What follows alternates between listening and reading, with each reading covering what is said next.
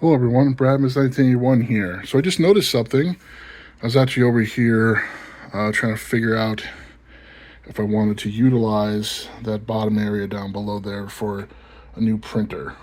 I'm tired of not having a printer in my home, and my other shelves are not wide enough, so I can easily move the supplies down there, move it to the new shelves I have. But what I'm making this video for is that my Myrmecocystus placodops. Let me see if I can get the camera here where you can see. The queen, her majesty, has moved into the nest area finally on her own. Woot woot! So, pretty happy about that. I kept procrastinating moving her in myself for many different reasons. It's like when things are going well, why upset the apple cart, you know? But yeah, so I'm gonna disconnect that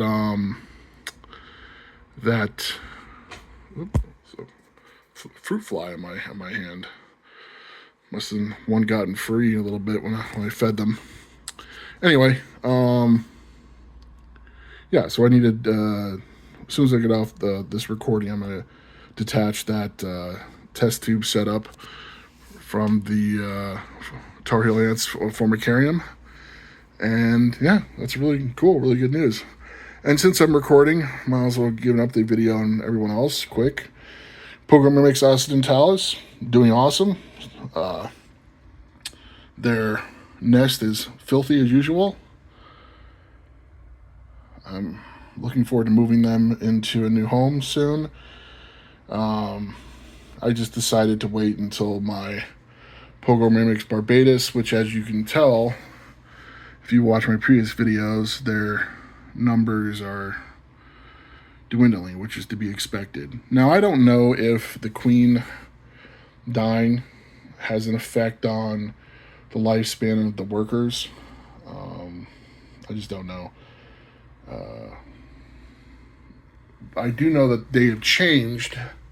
What they were doing is that other outworld I had attached back here, they were putting most of their dead, deceased workforce down there. Now, if you look, if you kind of zoom in closely, you'll see that there's very few. So what they did was, this looks a lot worse than it appears to be, is what I'm saying. This is all the die-off they've had in the colony, pretty much since I got them. So they just moved them back into this outworld. But as you can tell, their numbers are definitely dwindling. To be expected. No new brood. So as workers die, none are being replaced. My Myrmecocystus seem to be doing well. I need to check up on them. My Myrmecocystus is almost becoming, well, I'm not going to say my favorite, but I'm really excited to put them on a horizontal nest, like these labyrinths and fallen fortresses. Because what I'm really looking forward to is that it appears that their workers don't spend a lot of time in the outworld compared to other species.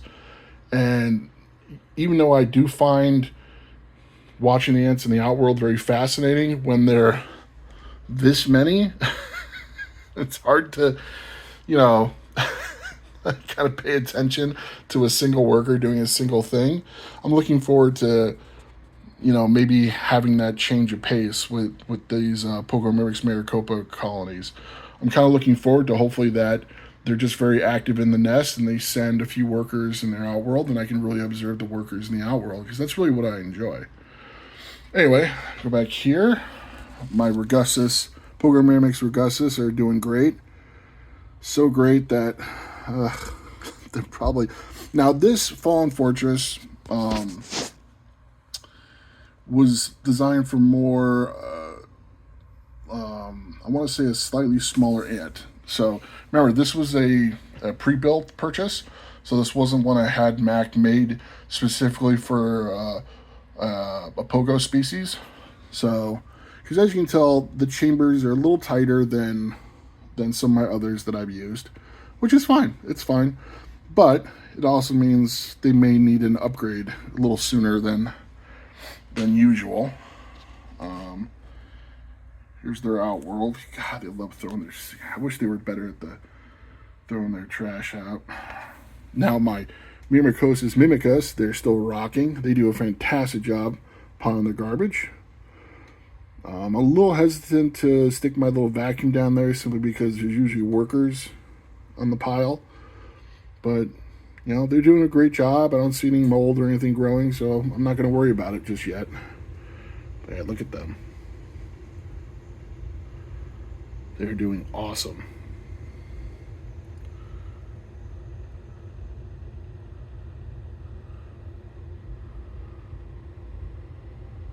See if I can get... It's hard because of where the camera is laid out. Yeah, look at that. I gave them a pretty darn decent pile of freshly killed flightless fruit flies recently. And these girls, my Myrmecocystus placodops, man, I cannot wait to them to come out of their cocoons, I guess. I gave them a decent pile of freshly killed flightless fruit flies as well. They didn't, it seems the queen, forgive me, I'm trying to get a good, this is going to be at an angle, but